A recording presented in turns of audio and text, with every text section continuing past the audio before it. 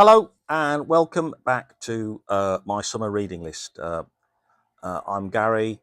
I'm a freelance British writer, journalist, copywriter, TESOL teacher, factotum, based for the moment out in lovely Spain. And I'm on a project here to go through my ludicrous TBRP, my to be read pile, and finally kind of get to grips with the fact that I don't want to be a book buyer and collector and actually a book reader again. And I get the impression that I'm not alone in this. So I'm hoping to kind of maybe inspire folks to do this as well. So today are a couple of new things. I'm using a new microphone that a chum suggested that I try. I'm giving that a go. I hope that makes a difference. It's my first time, so maybe I've got it wrong. I don't know, but we'll see, right? And also, I'm recording this one on my iPhone as I have finally got a bracket for my tripod, which means I'm going to give this a go and see if it produces anything particularly better. Behind me, you can see the amazing hills of this part of Spain. I'm near, I'm in the middle of Andalusia, and I'm going to talk today. I'm actually going to bang out a couple of ones today because I've had 2 weeks. I've had a week in England, which was great. A little bit bibulous at the end, but I'm just about over that now. Had a good time. I saw some plays. I saw some movies. I saw some Batman. Went to the Batman Unleashed thing, which I really liked, and ate Indian food, Punjabi food.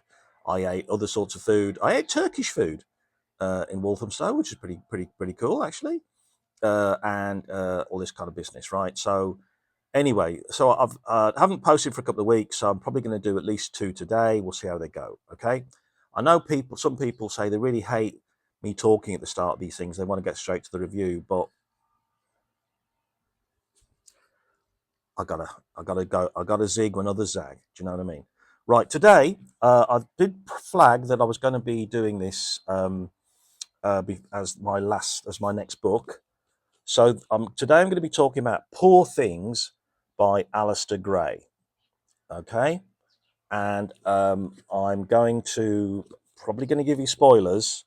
I don't know if I'm going to be spoiling now by saying, and like I said before, some people say I should leave my kind of overall impression of the book till the end, because if it's negative, they feel there's no value in me taking it apart because I'll probably never read it. But then again, why would you judge it on what I think, man? You know, it might be something that you really want to read yourself. I don't know, right? I love this. I love this, and I think it's really interesting because I think there's a number of things to talk about briefly here about the difference between the film adaptation and this, and Scottishness, and kind of all kinds of things, right?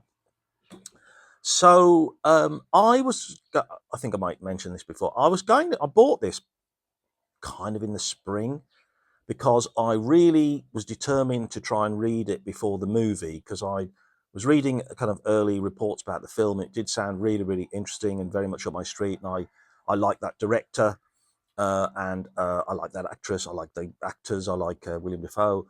I like Mark Ruffalo. I was quite intrigued in him being in the villainous role, and certainly like Emma Stone, and was intrigued by the kind of my sense of it as being a Frankenstein story. I thought that'd be really good. Uh, I don't want to kind of give anything away about her identity, kind of thing. But I've got a child my daughter's at a Scottish university in Glasgow, I guess. Now, well, maybe that's too much information, but I really am interested in Glasgow. I've been to Glasgow, a couple of times now to kind of visit her and visit friends who live there as well, and quite impressed by the place and all that kind of sense of it. So lots of different reasons. Now, as it happened, I just didn't read the book in time, so I saw the film. Now, my first observation is I really would have liked to have seen the film. Sorry. I would have really liked to have read the book before I saw the film. And I don't think I'm not disappointed in either the film or the book, but they are pretty different.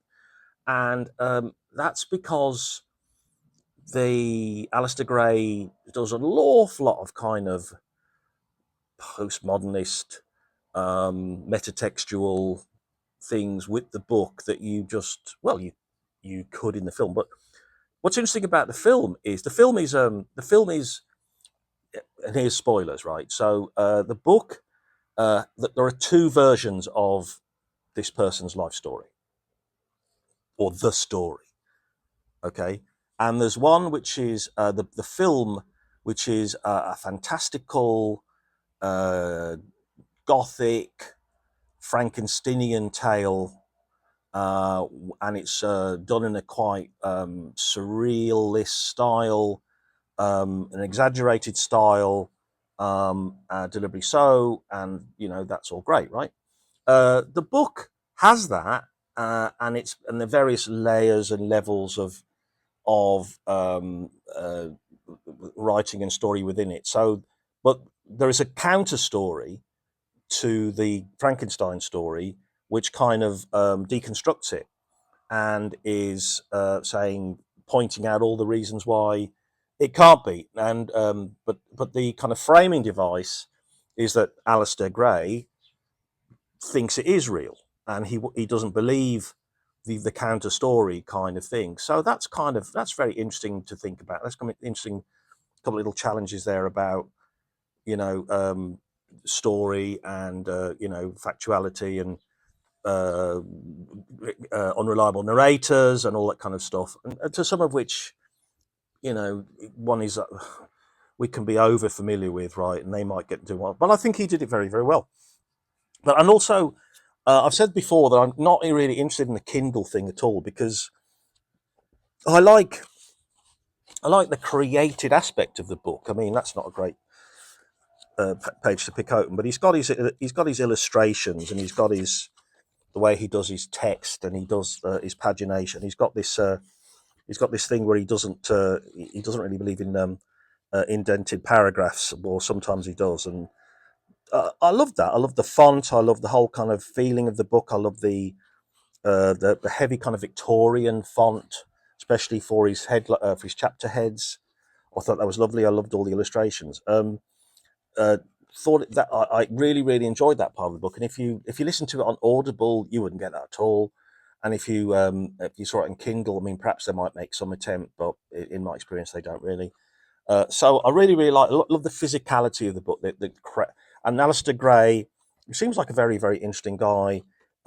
He was a designer, I believe, and that so he also kind of his that other aspect of his creativity goes into the book. So he makes the book, doesn't he? Right? He not only writes the book, but he makes all these kind of illustrations and these aspects of it. Very very interesting. Um, I I loved the film, but one I think it's a. I've said this myself, and is it soft porn? I know people who've rejected the film out of hand because they thought it was soft porn and didn't want to watch it at all. It's a feminist story, but is that feminism compromised by the sex work? Now, it's interesting to me that the sex work aspect, the life in Paris in the brothel, is very short, really, in the novel, and it's a not really a massive part of adventures, and it's a much bigger part of the story of the movie, which is interesting, isn't it? And I read a thing, and I think it might even be in the IMDb notes, where the guy says something like he didn't want to take on the aspect of the book which is all about the complicated relation between the English and the Scottish. I didn't see any of that at all. I don't know what he's on about there. There's no kind of there's a great sense of Glasgow in the 19th century and Glasgow's distinctiveness and also Glasgow's decline as he obviously sees it. But there's no particular anti-Englishness. I didn't really feel that at all. There's an awful lot of politics in the book. There's an awful lot of quite strident politics to some extent, you could say, in terms of the exploration of various 19th century social problems and responsive, political responses to that kind of thing. But no, I didn't see that at all. So that's strange. Do you know something? I ultimately, I kind of prefer the fantasy story, and I think the filmmaker must have thought the same, because it's both bizarre and unbelievable, but only in the way that fantasy and gothic and Frankenstein and all that amazing tradition is, to some extent, and he knows that, and he's playing with that a little bit, isn't he? But I loved all that. I loved the story. I loved and I loved Bella's growth and her journey and her language, and I think that was done really, really, really well. And I think that's captured very, very well in the film. I think Emma does a fantastic job, but also language is the thing in this book, isn't it? And playing with language and all that kind of stuff. And he has all. I've just got to read out a little bit, right? On our world tour, we visited them. Each examined the woman I called Bella Baxter and reported on her condition. These reports, signed and witnessed with English translations attached, lie on the table. Their terminology differs because they view the human mind from different standpoints, and Kraepelin and Korsakoff share Dr. Prickett's view of Charcot. But all are unanimous about Bella Baxter. I'm going to ... The thing I really wanted to get was here. Charcot daringly suggests the amnesia has enlarged her intelligence by making her relearn things when old enough to think about them, which people who depend on childhood training hardly ever do. They agree that she shows no signs of mania, hysteria, phobia, dementia, melancholia, neurasthenia, aphasia, catatonia, algalania, never heard of that, necrophilia, coprophilia, folie de grandeur, nostalgie de l'abus, lycanthropy, fetishism, narcissism, onanism, irrational belligerence, unhealthy reticence, and is not obsessively sapphic. That's great stuff. That's really good stuff.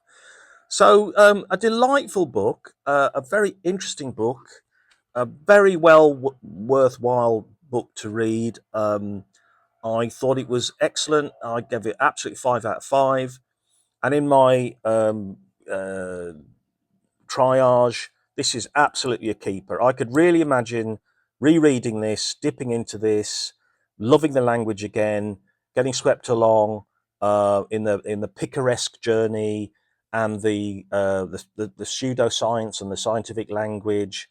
Absolutely great. The politics and political discussions, the social discussions, perhaps a little bit less so, but the endless playing and familiarity and mastery of language and languages, as I said before about the McCarthy book, the Bakhtin thing about different languages and them all being interaction with them in interesting ways. Fabulous stuff. Okay, so that's a very big recommendation for me. Absolutely going to keep this book, and I really recommend it. Now, I'm going to flag up, and I'm going to try and finish this tonight. So I'll probably do put up another video, which is I did break my rule, and I did buy this when I was in England, and I'll tell you why, because I'd seen a very interesting interview with him with Richard J. Evans on YouTube, where he was talking about this new book and all the kind of alleged new discoveries about the personalities in the Third Reich that have come through, and I'll discuss that in the proper review. I think it's pretty good. Richard J. Evans is Hitler's People, the Face of the Third Reich, some of which is very familiar, but I think there is something new, and there's an interesting central problem that I'll talk about more properly in the major review. So there we are. Thanks for your attention. And as I always try and say, to keep us all going, don't be daunted by that TBRP. One book at a time, we can do it together. Okay. So thanks very much. I'll see you shortly. Cheers. Bye.